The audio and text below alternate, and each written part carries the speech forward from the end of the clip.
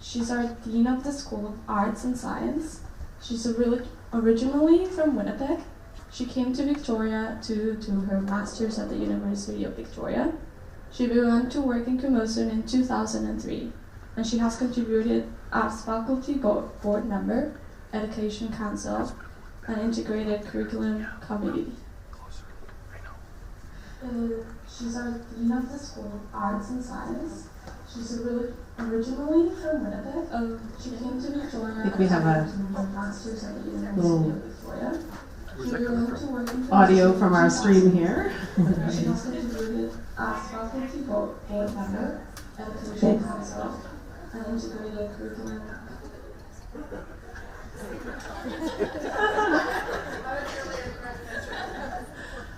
Okay, and last but not least, we have Femina Gwaja, who is our new Director of Equity, Diversity, and Inclusion here at Camosun. And she's actually originally from Pakistan and has, my notes here, extensive post-secondary experience in Pakistan and the United States and Canada.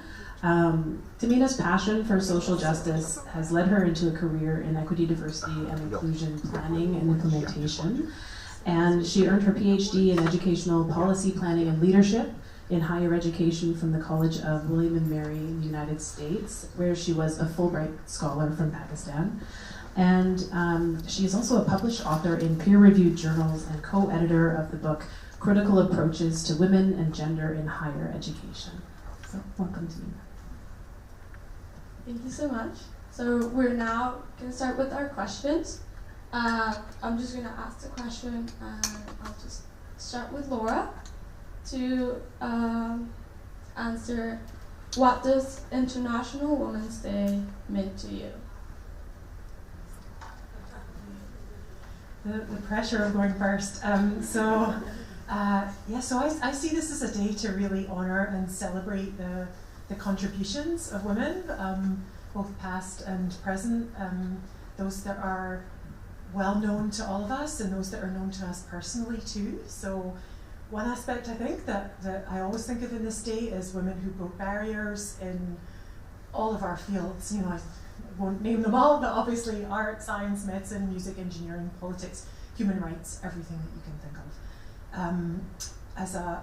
As a British child, I learned about the suffragettes and the suffragists and found that fascinating, and certainly the tactics of both of these groups have sometimes come in handy working in higher education in my career. And here as I've landed here, I've learned about Indigenous women in BC who fought to get their voices heard in democratic processes and gain the federal vote. I've learned from our wonderful TTW course here, 3 decades later than white women without having to give up their status and their treaty rights. I also see this as a day though to celebrate women that have been important to us personally. So I think of my aunt who was born in 1921, a very long time ago, and who I credit my strong-willed independence with. She refused to marry the boy next door that she didn't love, despite their 2 mothers, their Scottish mothers, conspiring to make this happen. So I've always admired that. I think of my women friends who have always been completely supportive and proud of one another whenever we've achieved anything. And I think of the women that I've worked with. I told Sarah when we met that I worked with back in Montreal with 3 women VPs in a row, all from completely different fields. One was a therapeutic recreational scientist, one was an art historian, and one was a mathematician.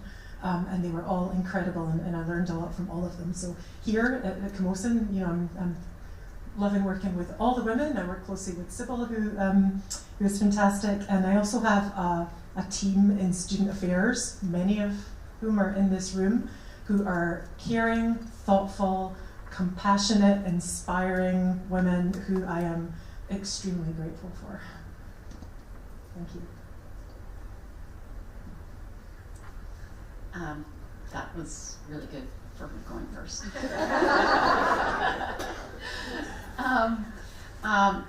For me, International Women's Day, for me and my family, it's a time where we think about the struggles that women had up until a certain period of time, especially Indigenous women, who not only didn't, it was the 1960s where they finally were able to have a chance to have their voices heard. I am a mother of 2 Indigenous daughters who have incredible voices, and I couldn't imagine them not being able to use their voice for some of the things that they believe in. So for me, this day is more about, you know, recognizing the past and, you know, the what women fought for and brought forward for us as this generation to be able to continue in our roles and having our voices heard and being able to use our skills to be able to work with the next generation. So that's what I feel. Okay, to me, International Women's Day is a chance to reflect on where we are, where we've been, where we still have to go. And I think about the women in Canada who we think of as having rights and equality, and as a society, I think we're doing reasonably well. But you look at other parts of the world as well, where women are not allowed in certain places to pursue education, where women are not allowed agency over their own bodies and their own health. And when you think of those women having those rights before and not having them anymore, we still have a long way to go. So I honor the other women in the world who are still going through struggles that we have come through the other side of and hopefully remain. I wanted to share a story with you that I shared with Sarah before, that I am the Dean of Arts and Science, and I had a student come make an appointment with me a few years ago, and he wanted to, I think, complain about something. He had a concern about something. So he showed up at the school office and was shown to my office, and I wasn't in my office at the time, but I joined him a little bit later, sat at this round table that I have in the discussion. Chatted a little bit about how are you, how's the weather, all of this kind of stuff, and then I said, okay, I think that we should start talking about this issue that you've come to speak to the dean about. And he looked at me and he said, don't you think we should wait till the dean gets here before I do this so we don't have to repeat ourselves? And it hadn't dawned on this young man that the dean of the school could be a woman. And I looked at him and I said, I'm the dean. And I admit I'm not an evolved enough being that I do not enjoy the play of emotion that went across this young man's face, from shock to dawning horror to, oh boy, what are we doing? But we got past this and we got through it and we had a chat. But it occurred to me, this was like 3, 4, 5 years ago. This wasn't 1950. This wasn't 1850. This is now. And we think we're there, but maybe we're not quite there yet. And it's just a good reminder that we still have work to do. Laura, you think going first is hard? I have to say something inspirational. So thank you so much for sharing. It was incredible, and I echo all of you, of course. For me, International Women's Day, as my esteemed colleague said, is a reminder that we have come a long way. We have achieved so much. It's a day to celebrate, but it's also a day to reflect that we have much to do. And we come across those kind of reminders on a daily basis. However, on a day like this, we can engage in collective reflection on where we need to go. And I also want to caution that it's very important to celebrate the achievements that we have made, especially in the West and especially in the Western Hemisphere. but our sisters and siblings in other areas of the world are still, they have a long way to go. They are in a fight for their lives. And so are people amongst us, especially trans women. We have to be very aware of the dangers that they face on a daily basis, and bring them along with us on this journey. And also a reminder that we may have achieved a lot, but it can also be taken away if we don't continue to work on this, as we have seen happen in our neighbors to the south, where long-held rights have suddenly been stripped because of systemic barriers and systems put into place a long time ago. So we have to be very mindful of that.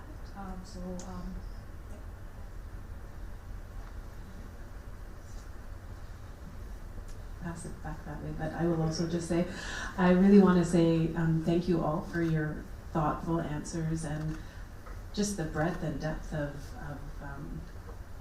what this day means to all of us that you have shared, and hearing about, people who have, women in the world who have had rights and that have lost them. So not just moving forward towards something, but actually maybe having lost them, then where do we stand with that? And I think that's really important to acknowledge, and also the diversity of what it means to be a woman, right? A trans woman, the gender diversity that exists, and what that means on this day as well. Thank you so much for acknowledging those pieces as well as your own personal journeys. Yeah, speaking of personal journeys, from what you just said, I'm curious to know what's your origin story? How did you get to where you are right now? What struggles have you been facing, especially with being a woman? So yeah, what's your origin story? Is it in order?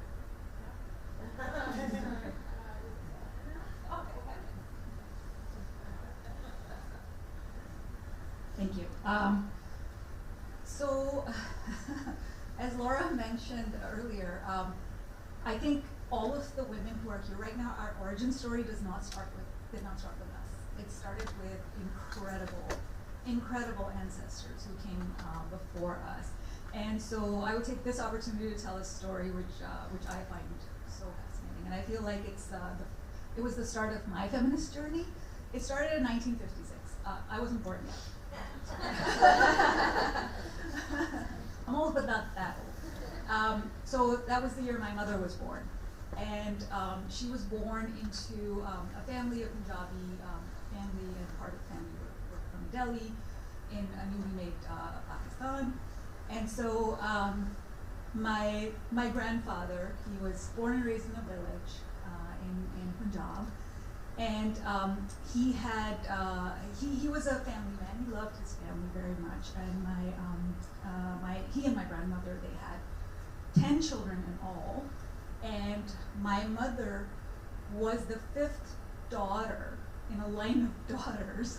And so when she was born, the neighborhood women came to commiserate at the birth of the yet another daughter.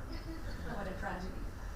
And so my grandmother was really excited about my mother's birth, but she became really sad. She became really upset from those messages of commiseration, basically. So when my grandfather came home, she was crying, and he asked her what's wrong, and we were so happy, and so she mentioned what the neighborhood women had said to her, and he got really upset about the whole thing. And so without a word, he went out, and he went to the sweet shop in the neighborhood. And so it's tradition in my culture to distribute sweets when a child is born. And okay, speaking of ridiculous gender stuff, there's a particular kind of sweet for the boy, and a particular kind of sweet for the girl. Just like the whole blue and pink ridiculous stuff that we subscribe to, right? Without knowing why. But the thing was that the boys' sweets were more expensive than the girls' sweets.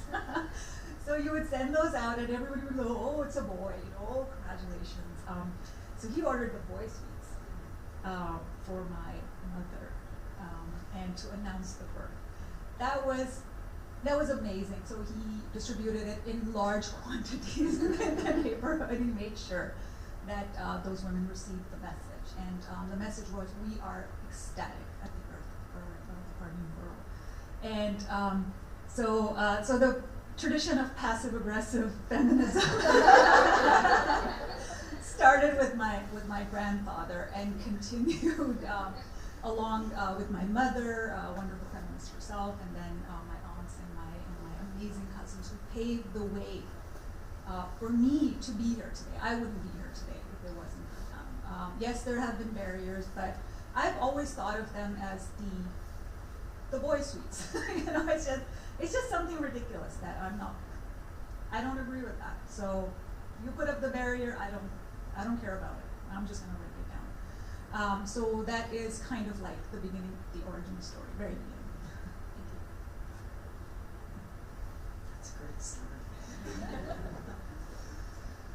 I've never been asked for an origin story before. It makes me feel like a Marvel superhero, so I'm enjoying that. Never again will I be asked. When I was thinking of a personal journey, I got caught on the word journey. And I think for me it really was a journey, because you can actually get on a plane and go someplace journey. I grew up in a very, you might call, traditional household. Father worked outside the home, mother worked inside the home. There was no crossover at all. And as a child, you were quiet and you were behaved, and no one cared if you had an opinion, certainly if you were a girl. So at a certain point, skipping ahead many years, in my 20s I went to Japan. And I applied for and was accepted to the JET program, which is Japan Exchange and Teaching, and we were placed in a Japanese public school to teach English. So I'd never been anywhere. I'd never been anywhere close to independent, and all of a sudden I was on the other side of the world in a place where I didn't speak the language, I didn't know anything about the culture, I did not know a single living soul. So, escape to Japan. And what that did was it taught me who I was and what I could do and what I was capable of doing, because I'd never had that tested before. And I think to put yourself in a place that is new to you, that is challenging to you, and seeing yourself rising to that occasion and doing more than you ever thought you could do and more than anyone else ever thought you could do. This is really empowering and important. So I think for all of us, as Tamina was saying about the barriers, the expectations, try and rise above that. Try and challenge yourself. I mean, I'm not saying go into the lion's den or anything like this, but little steps outside of your comfort zone to learn who you are, what you can do, what you're capable of doing. And that's how you find yourself, and that's how you find your strength, and that's how, oddly enough, you inspire other people, because they look at what you have done and say, if you can do that, I can do it. It doesn't have to be a grand thing. Just putting yourself out of your comfort zone a little bit and learning particularly to trust yourself, be kind to yourself, be compassionate to yourself, because I think as women we are still generally raised to be the caregivers and the caretakers and are you all right kind of people. We have to do that to ourselves as well. We have to do that with each other, we have to do that with ourselves. So that's the beginning and the middle of the journey, and it's not ended yet.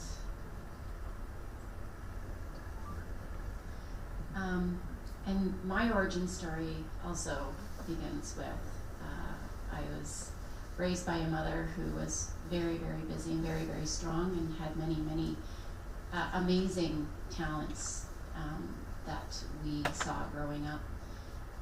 But it wasn't just my mom. I was surrounded by several women in particular that were very strong in their leadership styles and their skills and what they believed in. And they found a way to encourage me to be the best person that I could be. And that was leading into my 20s. As I got into my 20s and my original plan didn't necessarily go as I thought it would, I ended up being very deflated, unsure of who I was, and that was a whole other journey. And that took a number of years to kind of rediscover who I was, what I believed in, what I wanted to do. And, you know, in the midst of that, life happens very, very quickly. And, you know, fast forward to the time right before COVID when things were okay. COVID hits, things get really bad, and then you find that peace to kind of come back out and find out exactly who you are, what you want to do, and it was pretty eye-opening for me. And I managed to get through COVID and finished my degree while I was in COVID, and that was the best thing that I probably ever could have done. And if it wasn't for the support of my mom and my family and a few other people that I've stayed connected with over the last 25 years, it would have been a lot more challenging, that journey would have been. But being surrounded by people that support you and community members that really hold you up for what you're really good at is really, really important. That really helps you find that sense of who you are and what you believe in and what you're really good at. And that took a long time to get there, but in the end I got there. But it wasn't just me. I had help from a lot of people. And that's my journey. And I'm in a place now where I am valued and honored and respected for what I can bring to a team. And it is an incredible feeling, I do have to say. So that's my journey. Wow.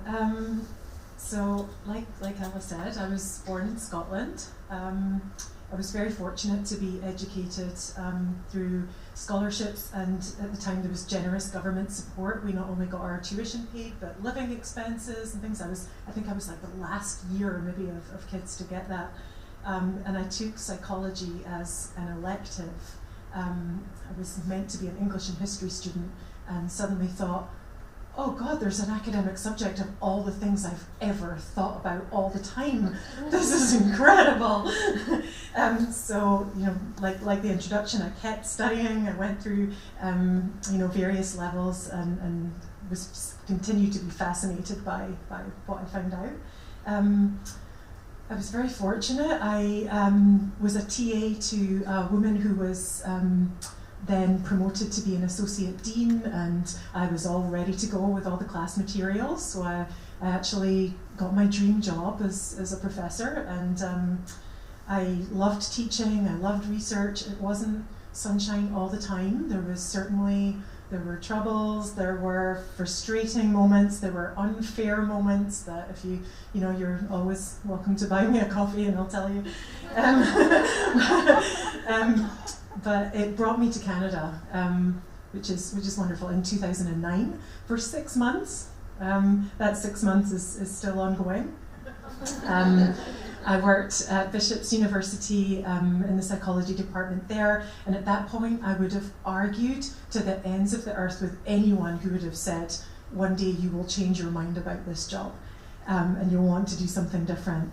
But Bishop's is a small school, and at the time there wasn't much of a staff for orientations, for student support, for learning. So me and some of my all-female prof friends, we started to do that ourselves. And I started to think, oh wow, this is really interesting. Student support is amazing. And I was really fortunate at Concordia. A really unusual position came up, Director of Student Success Centre, and it was the first time that I had to oversee a team of people. So I read a lot of books. I also have an extensive library if you ever want to come and borrow any book on first-time management that you can imagine. And I stay very close in contact with my team there. They're all very good friends, and I'm so grateful to these people for accepting me as their leader. I had to be very humble. I had to do a lot of listening. I had to not be the expert anymore. So that was amazing. And I got a chance to do such great stuff there. We physically opened the centre 12 days before the pandemic happened. So it stayed beautiful and shiny for a number of years. But if you're in Montreal, you can go and see it today. With another woman colleague, Gaia, who's now at UBCO.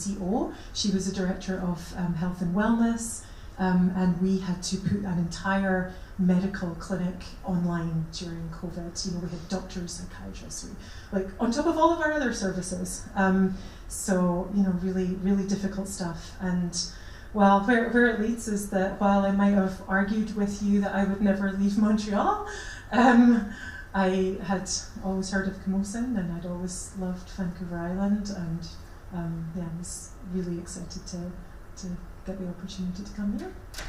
And a new story begins. I'm just gonna check with Christine. We have a little more time for our last question. Thank you so much for those answers. That was amazing. Your journey is just super inspiring to hear, and I'm so glad you're here. So I just want to end this with our last question. In a few sentences, what advice would you give to the next generation of diverse female leaders? This time start with maybe Debbie.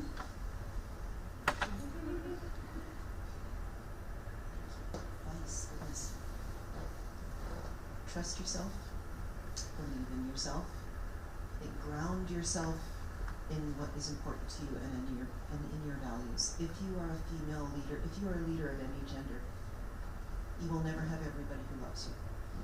But if you are making decisions, if you are acting through kindness, through values-based leadership, through integrity, you will be fine. Because at the end of the day, you have to live with yourself, and you are, whether you realize it or not, setting an example for those around you. So, final word, please be kind to yourself. You cannot do everything. Do not attempt to do everything. But what you were fine advice. But what you are trying to do it with kindness for yourself as well as for others.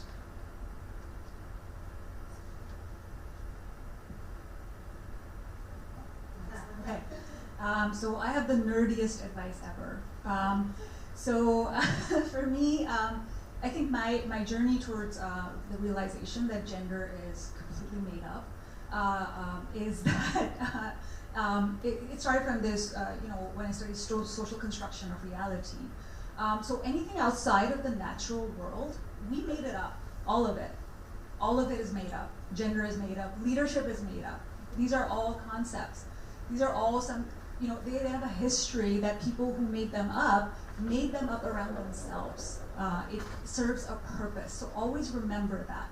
Whenever you are up against something that seems like it's set in stone, from ridiculous things like pink and blue things, and all the way up to the hierarchies and the structures that you see around you, even physical structures, know that these are all made up, and we can get rid of them, we can dismantle them, and we can make them again. So that would be my advice to all of you, everyone, men, women, non-binary, everything. Thank you.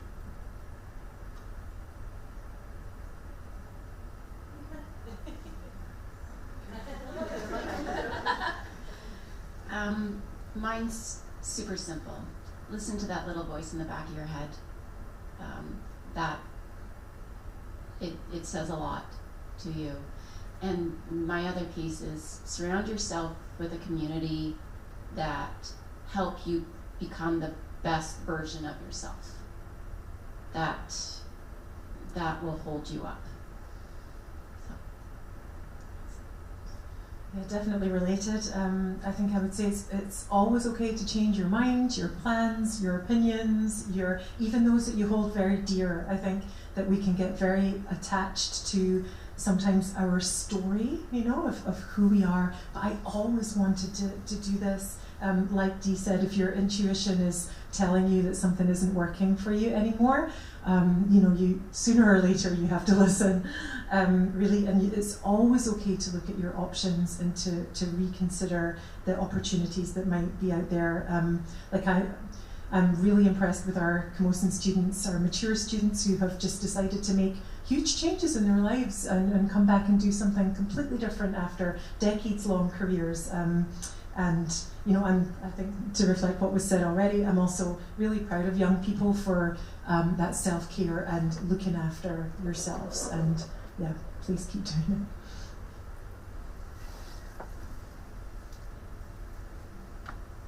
Well, thank you so much. Thank you for being here. This was amazing.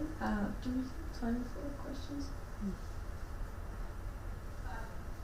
Okay, so maybe we have time for 1 or 2 questions from the audience. If you want to ask someone in particular or anything, yeah, that would be the time right now.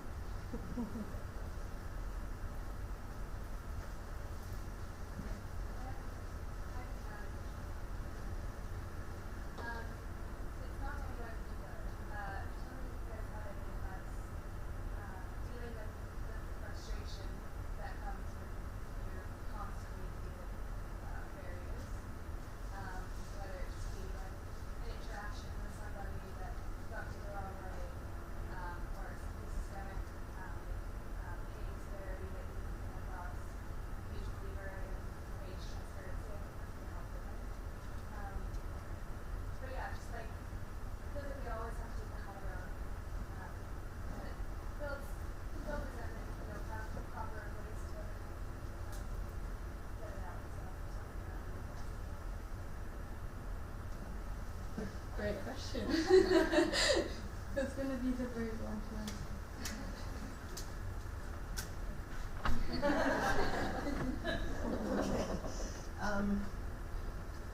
Recognizing that there's a lot that's frustrating in the world and we can't fix it all.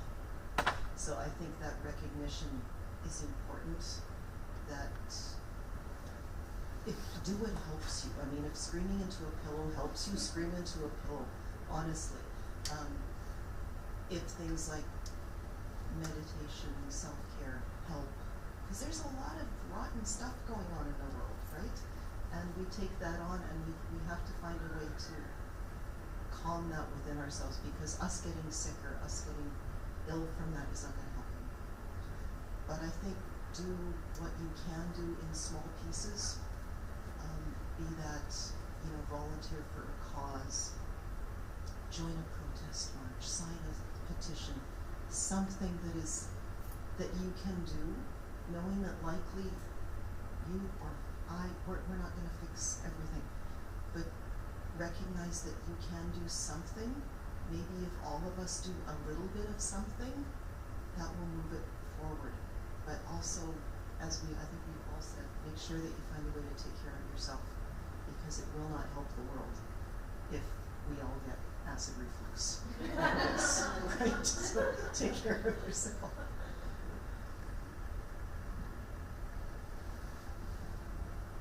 Thank you. Any other questions for our panelists? Okay, well, how about we give them a round of applause for sharing their questions.